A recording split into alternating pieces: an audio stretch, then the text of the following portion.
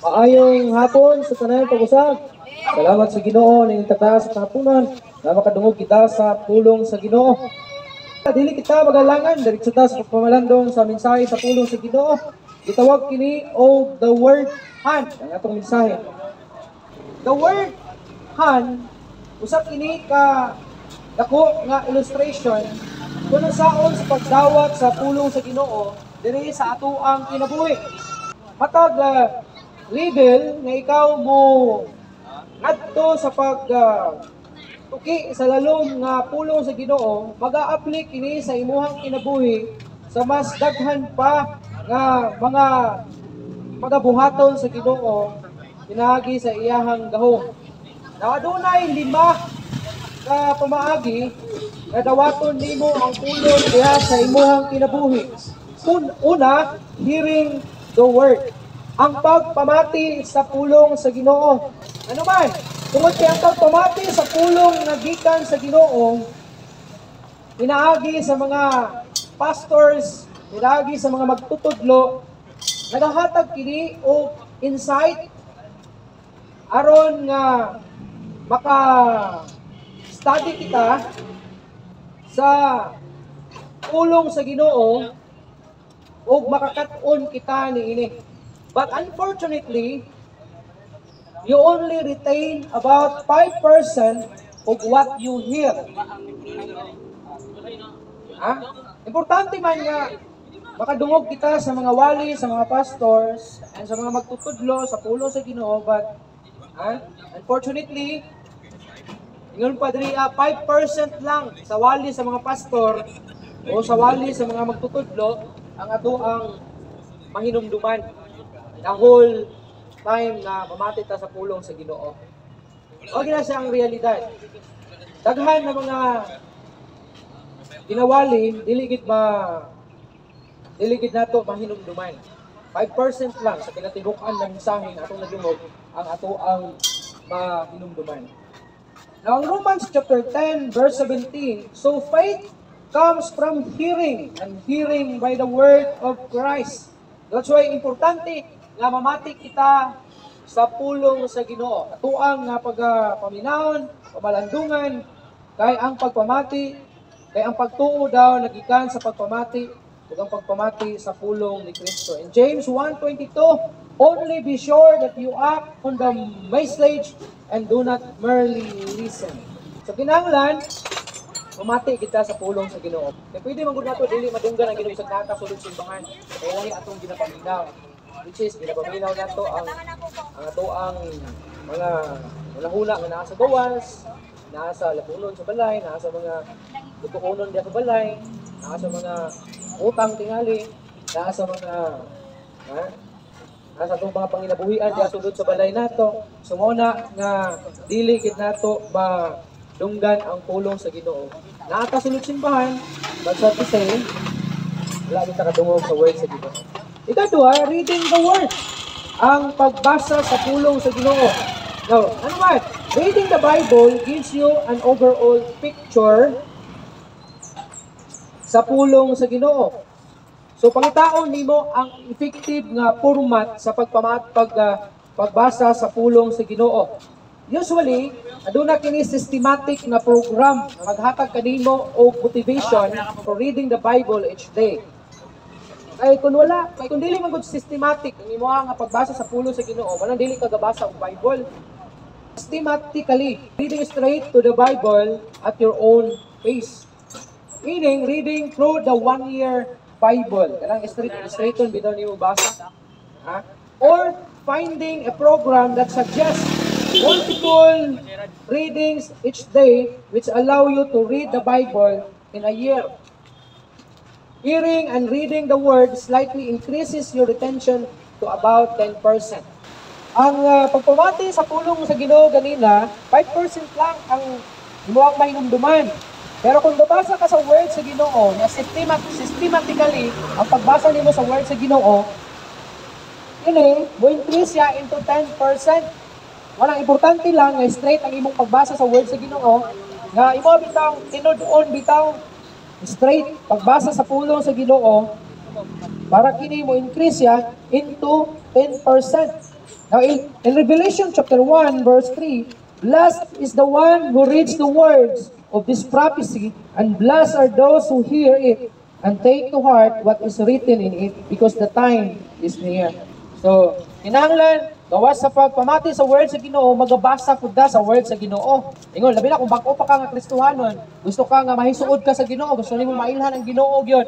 Kung kinsa siya, kinahanglan nga basahon gyud nimo ang pulong sa Ginoo. Gabasa gyud ka sa pulong sa Ginoo. Kay nindot kayo kung kanunay kang gabasa sa pulong sa Ginoo. In Deuteronomy 17:19, it is to be with him, and he is to read it all the days of his life, so that he may learn to revere the Lord his God and follow carefully all the words of this law and this decrees.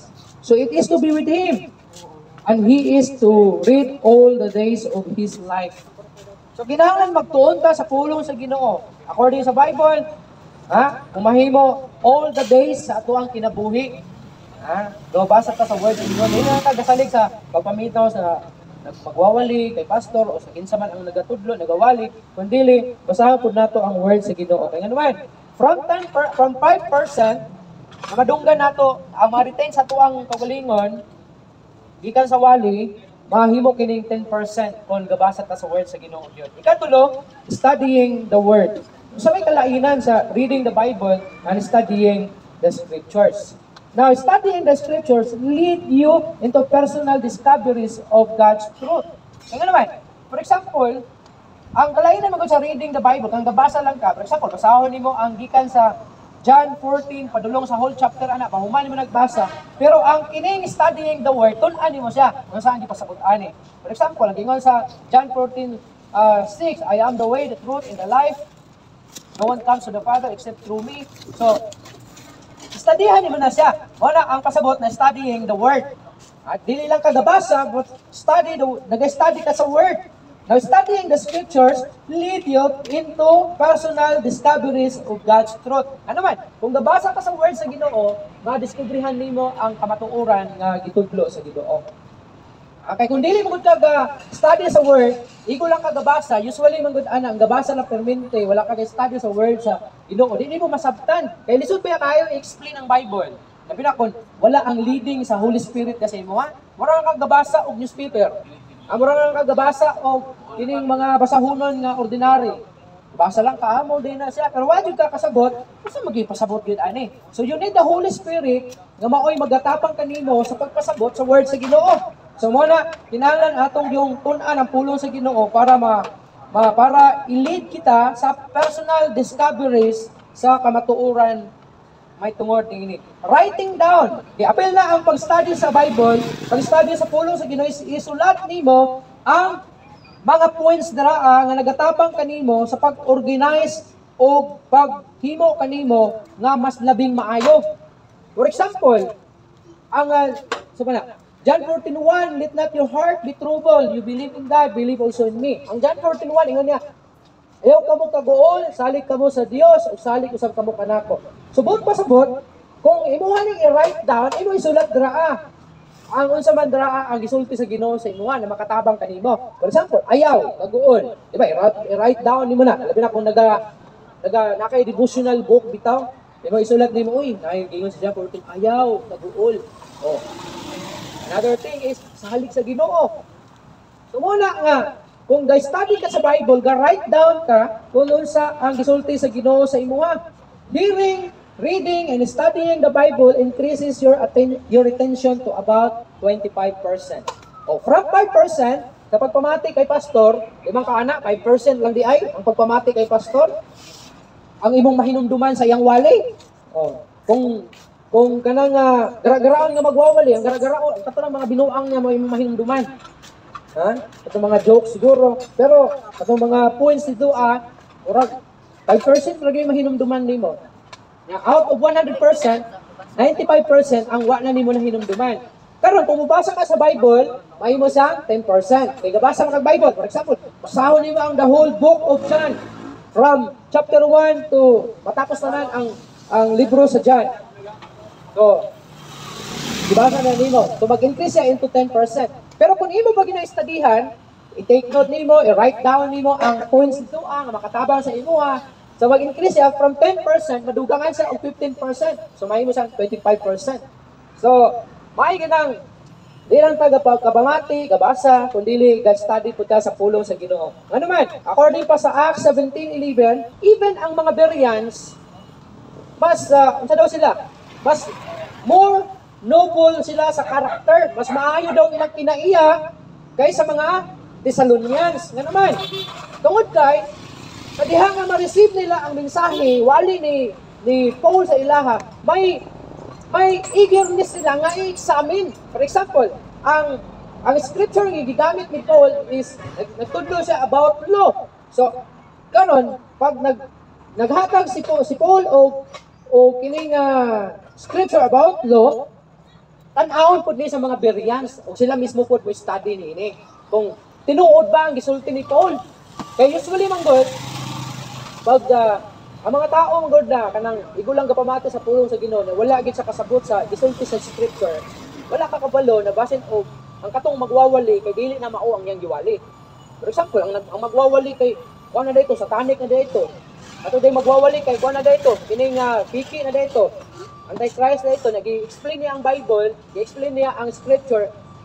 Sige na kag ingon. Amen. Bisag dili na mao. Kung wala ka gabasa, wala ka kabalo nga basi gipunaan na nito pangalan dito Ha? So kinahanglan kita mismo magbasa kita sa pulong sa Ginoo. Kung malimba ta, na kita Bible kay para kung magwali ta nya nakay na scripture nga gihatag si pastor, imo to ukayon imong Bible, imong tan-awon. Kay basig patakara ka o paminaw nya. Di na dito mao ang gibasa ni pastor di ay kun ana day niya. Nagbutangan niya dito pangalan niya, patay ka.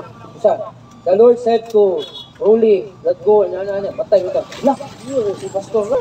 Palakaw din pastor para maato sa Mount Apo di ay. So, wala nga, mamati ta sa pulong sa Ginoo uban sa pagtuon niini. Aron may baluan nato, kung tinuod bagyod ang gisulti sa Word of God. And 2 Timothy 2:15, do your best to present yourself to God as one approved, a workman who does not need to be ashamed and who correctly handles the word of truth. So, buhaton daw nimo ang tanan nga ikaw mahimong mapasidunggan ang Ginoo. I-present nimo ang Ginoo nga approve niya or kana bitong malipay ang Ginoo ingon nga magbubuhat and wala na kinahanglan nga ashamed and who correctly handles the word of God. Kaupat, sa to ganina, sa tong tulo, hearing the word, reading the word, and studying the word. Kaupat, memorizing the word. So lahi po niya siya. Study ka sa word, pero kini siya, kinahanglan pagid nimo siyang i-memorize. Samot na. May pang numero siguro memorize. Duwara ka numbers. Now, memorizing the word. Memorizing God's word enables you to use the sword of the Spirit to overcome Satan and temptations and to have it really available for witnessing or helping others with the word in season. So, sabot ani. Kung i-memorize daw nimo ang pulong sa Ginoo, makahimo ka na makagamit sa sword of the Spirit. Nga din ma-overcome nimo si Satanas ug ang mga temptation.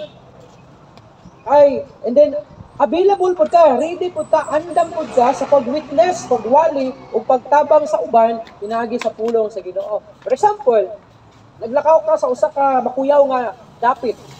Nga, ikaw ra isa. And kanang lugar is known sa usa ka, siguro tulis, or patay draa, then ikaw ra. So tungod kay naa kagalakaw ka, and then na-memorize sa word sa Ginoo, muingon ka. For example, Psalms 23, 1, sige na, ang Dios may ako magbalantay ug walay makulang kanako. Tapos memorize mo pagin mo na sa mga bersikulo, dibantayan ni ako at ubangan sa ako mga kaaway. Mahilom duman nimo nga, uy, ang Ginoo man ay ako kauban di ay anong kinahanglan pa man kong kinahanglan man kong mahadlok, anong mabalaka pa man ko na ang Ginoo man di ay ang nagauban sa kuha. Because you memorize the word of God. Anaka sa problema, nagakang mga pagsulay, nawalat o kinabuhi. Then, nakay na memorize the word sa Ginoo. Nag-ingon ang pulong sa Ginoo sa John 14:1. Ayaw kamo kaguol, salig kamo Halit kamo sa Dios o salit usab kamo kanako. Kisa nag-ingon ani si Jesus Christ. So mahinumdum ka nga oy nag-ingon man day ang word sa Ginoo nga dili ko angay mabalaka o maguol kun dili mo salit ko kang Ginoong Kristo. Kay nakabasa ka sa word sa Ginoo, i-memorize nimo kini. Wala importante nga dili lang ka gapaminaw, gabasa, ga-study, kundi i-memorize kun nimo ang word sa Ginoo. Kay mao man ni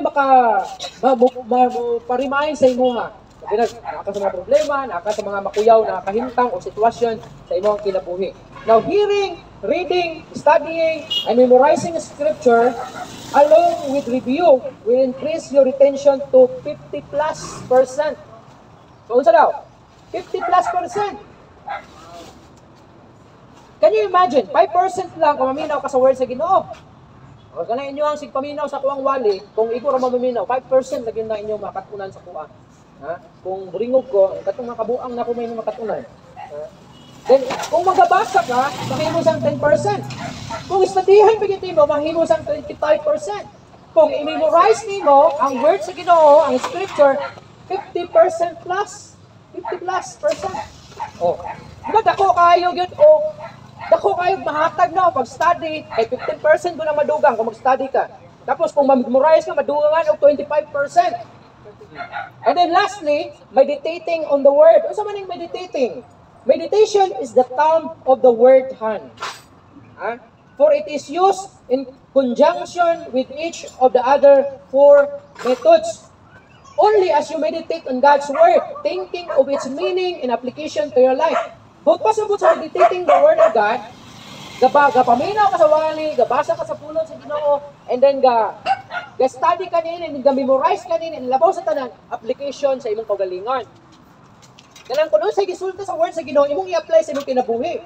Kaya nag-ingon ang Ginoo, ayaw ka bala ka. Gi-memorize tuod nimo, hala nag-ingon ang word sa Ginoo nga, ayaw ka mo kaguol, ayaw ka mo kabalaka, sa halip ka mo sa Dios, o sa halip usab ka mo kanako. Pero bisag na memorize nimo, pero wa man nimo gi-apply. Pag abot sa problema, hala asa mo paani adto? Asa mo paingon, usa man ako kagulingon, ako pamilya hala. Kabalaka mo na nga, wala nimo gi-apply ang word sa Ginoo. So unsay may tabo? Wala gyapon, only 50% lang gyapon. So, ingon diri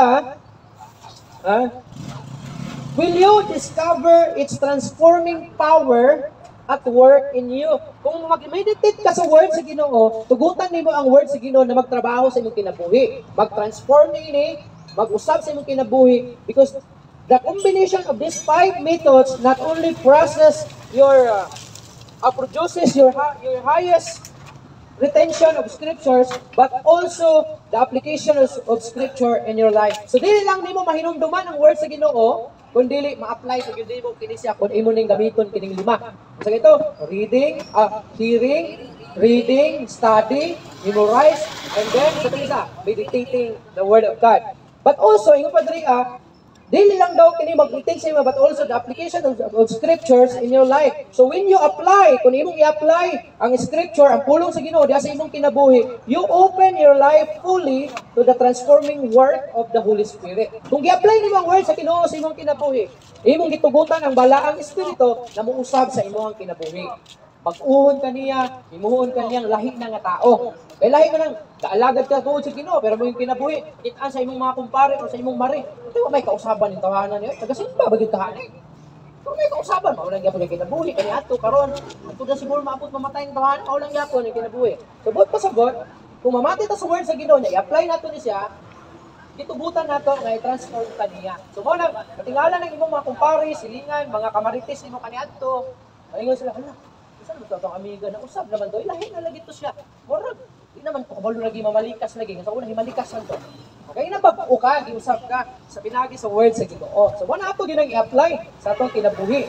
God's word, direction, and power have the greatest chance of flowing through you when you approach the word of God in this fashion. So, kinahanglan i-apply gid nato ang word sa Ginoo, mag-meditate kita. Ngano man? 50% na ganito ganina. Wala man gisulti diri kung maabot ba 100%, pero sigurado mo increase pag yun ang imuhang kahibalo, ang imong makatunan diha sa pulong sa Ginoo. Now in Psalms 1, chapter 1, verse 2 and 3, the law of the Lord is His delight. The law of His meditation, night and day. He is like a tree planted beside a watercourse, which yields its fruit in season, and its leaf never withers. In all that he does, he prospers. Ingapod ang Joshua 1:8, this book of the law shall not depart of your mouth, but you shall meditate on it day and night, that you may be careful to do according to all that is written in it. For then you shall make your way prosperous, and then you shall have good success.